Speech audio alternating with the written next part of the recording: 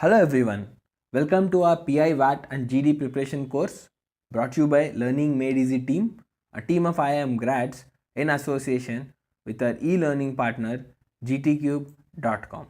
If you are watching this video in our YouTube channel, do check out our full-length course available for free at gtcube.com/store. This video is going to talk about a specific category of questions being asked in personal interview, and that category of questions is about career and professional related questions. So let's get started. So very important question to be answered in this category is why MBA, right? So nowadays it's not really asked directly, or most probably would not be ever put up in these words like why do you want to do MBA now, but it's gonna come in some part of discussion in the entire interview, right? So the best thing that we need to do is build a story, a convincing story to justify why we want to do MBA now, right? It's about this. I would put it like this: the story should come like, what's your past? That's basically what all you have done till now in your life, including your undergraduation and then your work experience, right? And where exactly you want to be in future, right? And how you feel MBA now is that the bridge that will fill my past and my that will add my past and future. So this is how the story should look like, right? So you have to pick some points that are relevant from your past to justify, right? And you also should think about what you want to do in future, so that you can actually say that MBA is the right thing to do, right? Never ever come across like I'm just doing it out of fun, or I've just given multiple exams and this is just one of them, right? Do not come across as a guy who is just sitting there out of some random things, right? You have to show your seriousness, show your commitment. So that would come if you actually can build a proper story about what a specific set of points you've done in past, right? And what you really aspire to do in future, and then how you feel that MBA would be able to connect those, right? The most important point is about what you really want to do in future and how MBA will connect it. Some relevant points in the past would definitely make it a complete story, right? Then why do you want to do MBA after engineering or any other degree which is not related to business background, right? Being a doctor or a dentist or maybe an agriculture or anything, just for the sake, right? So that question could obviously come. So let me first clarify this, right?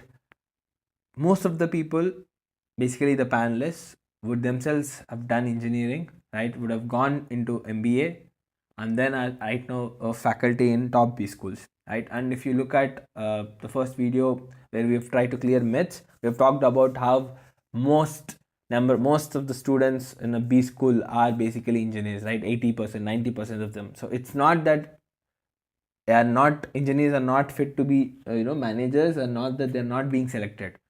It is done, right? It's just still a question that is being asked to understand how you're going to justify it. So first and foremost, understand this, that this is not anything new, right? Most of the candidates are of the same type as you, so you don't need to worry about this. Second point, understand that you should not talk about anything in a negative manner. Do not talk about your undergraduate degree or job as an useless thing or something that you're bored and that's why you want to shift to something else and that's why you're picking up MBA, right? Do not ever talk about anything in a negative sense, right?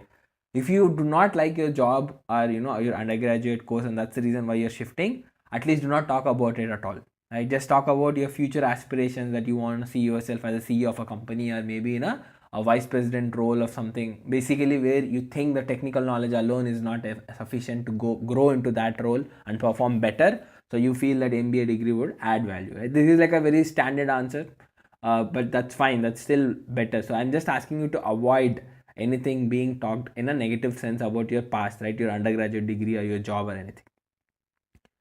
Next, which specialization are you looking at? Believe me, if I ask you personally, I think most of you would come out saying finance, marketing, consulting, that's more like strategy. Not so fancy things like, I mean, these are the fancy stuff, and IT, information management systems and operations might not be the fancy ones generally. But believe me, if you are answering that by taking a stance on saying that I want to do my specialization in finance, or I want to pursue into get into a finance role and all, make sure that you have a proper logic to justify that, right? One, let's say for example of finance, right? One, if you have done something related to finance already in your past, that you're undergraduate, or if not, if you've done CFA level 1, level 2, or you have a strong knowledge on basics of finance or a specific area of finance. Let's say you are into trading, stock market, right? You understand all those things. That's still, if you're very confident, I think maybe you can talk about it and how you aspire to do something in future. That's fine. But most of the students I see are not someone with some specific knowledge or specific things in the past, but they still go on and claim it.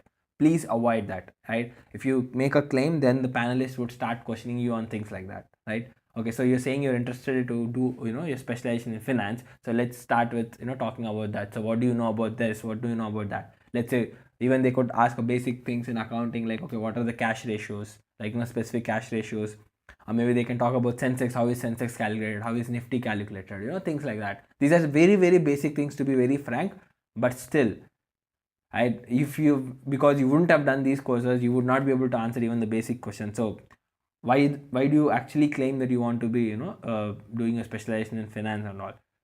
Yes, you might be aspiring to do it. I'm not saying that it's a wrong thing to do, but genuinely I would offer you an advice that MBAs are all the top B schools, leaving some special set of schools, I'll talk about that a bit later, would offer you common set of courses in first year, right, where you would be doing all the specializations, basics of specializations rather, I would put. So it will give you a good glimpse and understanding of what these courses are. And once you get into the B school, you get to talk to seniors and understand the type of job roles and profiles. You can actually decide based on a better set of information, rather than just sitting outside the B schools and looking at these fancy stuff like investment bankers and consultants and all. Would look like a fancy job profile, but then you have to understand what suits you and what fits you, rather than just going around based on the popular trends and stuff like that.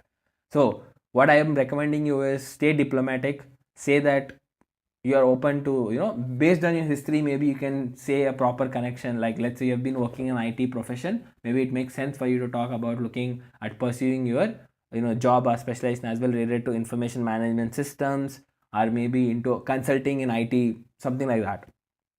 You can just say that you're looking at potential options like this, but you're not yet decided. That these courses are we'll cover all the basics in the first year. I'll have enough time to understand and different job roles and all, and then I'll take a call, right?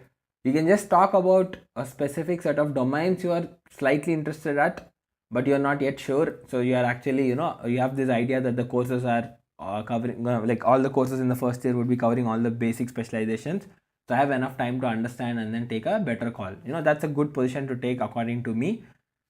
Avoid a strong statements like I wish to only get into finance, right? Unless you have really very, very good command over the basics of specific areas in finance. If you are applying for specific roles in the B school, like Excel or HR, SPGen by default would ask you to actually select a specialization while you sit for interviews. Over there, you have to justify the specific specialization that you're doing. Like let's say if you're sitting for Excel or HR, you need to really somehow bring examples from your past, which makes you convince the panel that you are a person who can really fit into the HR world. And also talk about your future goals, where you understand what are the specific opportunities that you have in HR and how you think you'll fit into that and make a good use of it, right? Over there, you have to genuinely understand and also talk about how you fit into that specialization. If you are applying for a specific specialization, most of the IIMs and top B schools right now do not have any specific specialization. They do not even offer degrees in those specializations right now.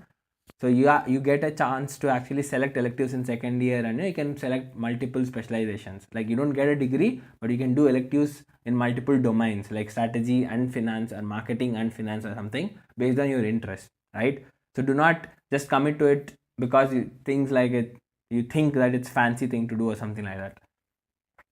What are your short-term and long-term goals? Right, this is again sort of how you look into your future, right? So this is all the big story that you need to build.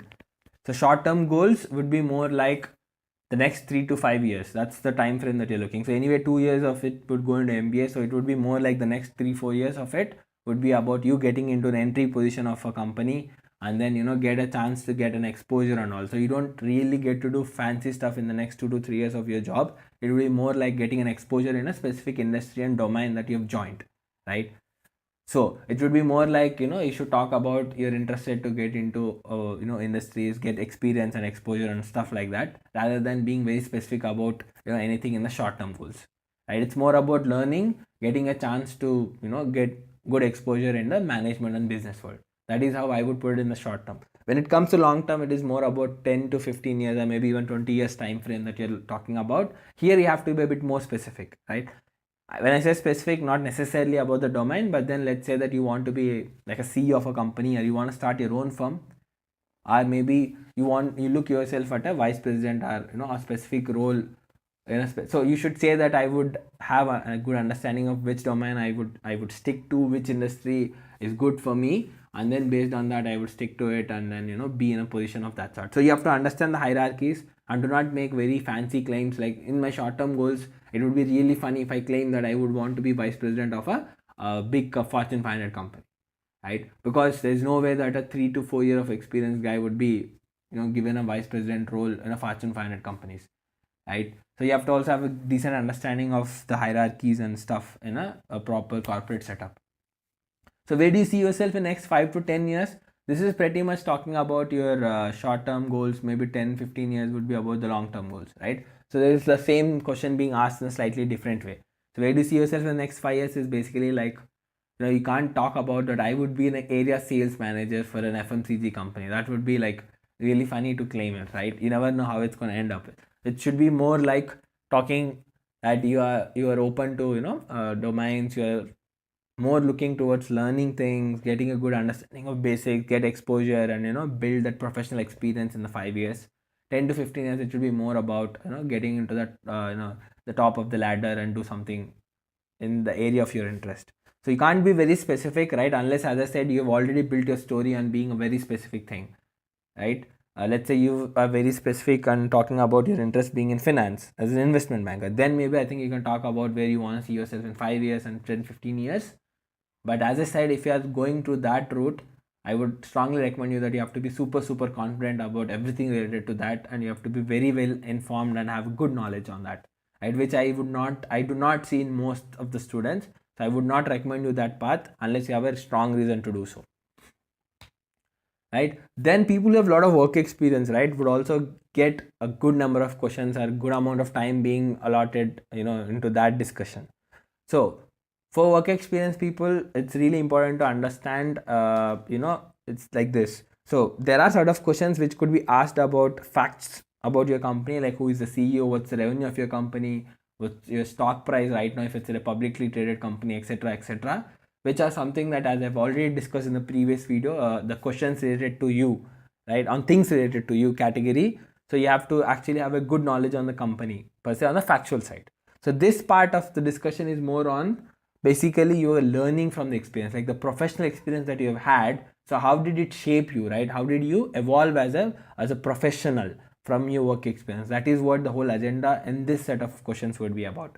So what's your work profile? How does a typical day in your work look like? So this is basically a starting question that sometimes you get for the panel to have an understanding of, okay, so this is what you do, so then they can actually build questions further on it, right? It could get into a technical thing if you're talking about your your job profile being as a developer and you do work on so and so software programming languages and all.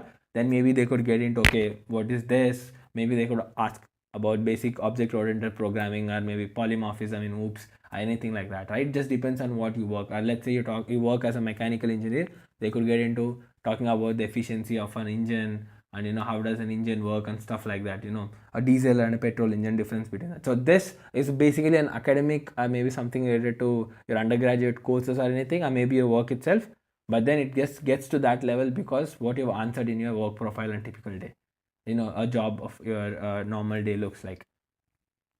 Then do you like your current job, right? If you say yes, which I would strongly recommend to say yes, irrespective of whether you like it or not, then the obvious question would be why MBA, right? This would be again something similar to what we've discussed here. So yes, I like what I'm doing right now, but to be where I want to be in future, I need this MBA right now, right? That is how, as I said, you have to build the story. right? From your experience, you have seen how the growth happens in a corporate setup or in your own firm or in the industry. You've realized the value of MBA, how much it helps you to actually get into your aspired roles in the future, right? Just not the technical knowledge alone would not be sufficient for you to grow into the top of the ladder, right? You also need to have a specific set of other skills to get into a position where you aspire to be, unless you really want to stick to the technical side.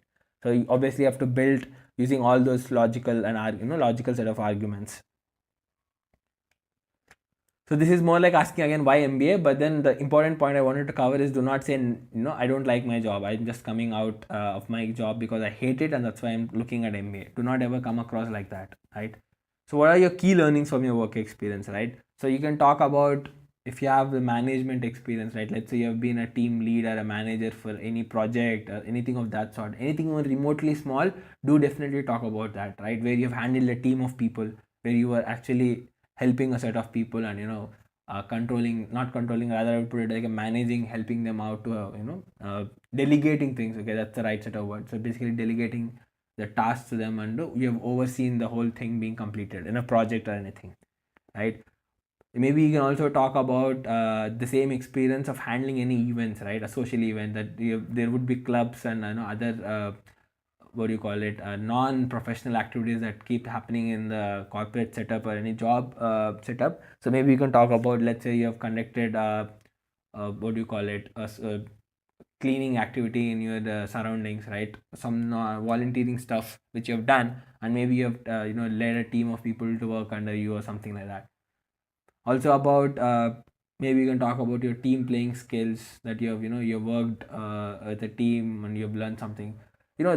Anything and everything that you talk, it's also about the professional experience that you get, right? It could be as simple as building your communication skills. You have got enough exposure to give presentations and stuff like that, and that basically built your communication skills with respect to the public speaking or delivering stuff, or maybe writing emails or maybe making slides, stuff like this, written, speaking, listening, communications.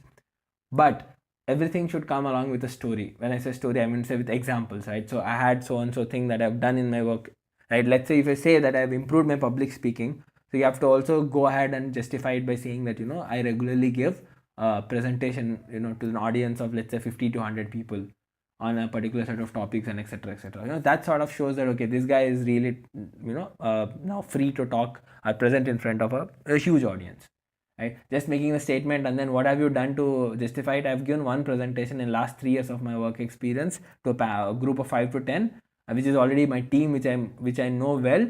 That sounds very stupid, right? So just think properly so that you have enough examples to justify whatever you throw at that.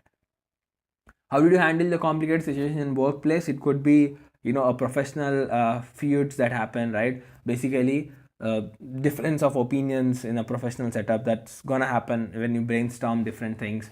Sometimes even unexpected things can happen, basically putting you in a difficult situation, right? Whenever you explain these sort of situations and how you've handled it better and how you've come out of it in a positive way or maybe in a negative way, but you've learned a lot out of that, just make sure that you do not put the blame or put it completely in the negative sense on everyone else and make yourself like a noble guy, right? A noble person. It could be true that you have not done anything wrong. You've indeed tried your best to be a nice person, but things didn't work out. Just put it in a more diplomatic manner. Just say that you have not done anything wrong, that's fine, but do not put it like, okay, this person A is really bad, person B was really lying and stuff like that. You should just put it like rather like it was a piece of miscommunication or something. It's a mistake or action that has happened where I had to face some consequences, or maybe I had some difficult situations which I've somehow handled and come out. So talk about how well you have handled those situations, how well you have handled the egos or a group of people, rather than talking it more like a negative sense and everyone is bad and then I'm the only good guy in this group. I do not ever come across like someone who looks things like that, right? Then the questions could also be about talk about the examples where you have shown leadership skills in your workplace, or maybe shown your creativity or innovativeness in solving a problem in a different or unique manner and stuff like that. Again, you have to think through examples for these sort of questions, right? You have to just ensure that you have proper examples to justify where you have shown leadership skills, right? Again, the same answer would work out if you have managed a team where you have delegated tasks for any project or something, or maybe you have handled a team while you're working for any club or any other extra curricular activity while you're part of your workplace. Those sort of things would work out as a leadership skills. Creativity, innovativeness in solving the problem. Again, you have to think examples where you had a difficult situation in your workplace where people were worried about it, getting it solved or something like that. Your manager gave you a tough task, right? Which tough ask, which was difficult to get completed, or somehow you managed to do it using your own innovativeness or interesting thought. That would really put you in a good light. So all of these things everyone would have done. It's just about the scale of it, how effective it is and stuff like that might be different story, but you can definitely think and build answers for these questions. One important tip for these sort of things, right, when you say examples, also try to justify or add numbers to it, right? Like let's say I've done something and that sort of saved my company 5 lakhs per year, right? That's a very decent amount, right? Let's say rather you just put it that okay, I've done so and so, basically that helped my company to save some money every year. Versus let's say that you say I have done so and so, that's basically helped my company to save 5 lakhs per year. That sounds like a very good number, right? You have indeed done a commendable job. So that would come across if you throw numbers in the right place with considerably put the numbers in the right manner. I'm not asking you to make up the numbers. I'm asking you to, even if you just estimate it, that's fine, but just give a sense of how big the task was, right? So that sense would come if you actually throw numbers in your examples, right? So this set of questions, I've just given a set of examples to give you. Like other set of question could be like, what's the biggest achievement in a workplace? Let's say you got some award or something, you can talk about things like that, right? So just make sure that you think about all this stuff beforehand so that you would be able to answer these questions better in the interview. It's all about thinking the examples and justifying it through the examples that have happened in your workplace, right? So we also have a full length course available, PI VAT and GD preparation made easy course at gdcube.com/store. So this would really help you to prepare better for your GD, VAT and PI rounds. So we have a unique My Story form, which is basically 10 plus page long, that would help you to relive your entire life and know yourself better, right? We also have some videos helping you out to prepare your own answers, custom answers for standard tricky PI questions. We would give you some nice pointers to build your answers on them. We also have frameworks which will cover some frameworks which would help you to actually structure your thoughts in a better manner in a GD, VAT and PI rounds, right? We also show the application of these frameworks with some nice examples so that you can understand these applications and use them in a better way in actual GD, PI and VAT rounds. So do check out this course at gtcube.com/store. Thank you for watching this video. You can visit our website for full length courses available for free as well as paid one at gtcube.com/store. If you're watching this video at YouTube channel, do like our Facebook partners Facebook page, facebook.com/g2cube3. Thank you for watching this video. Let's meet in the next video.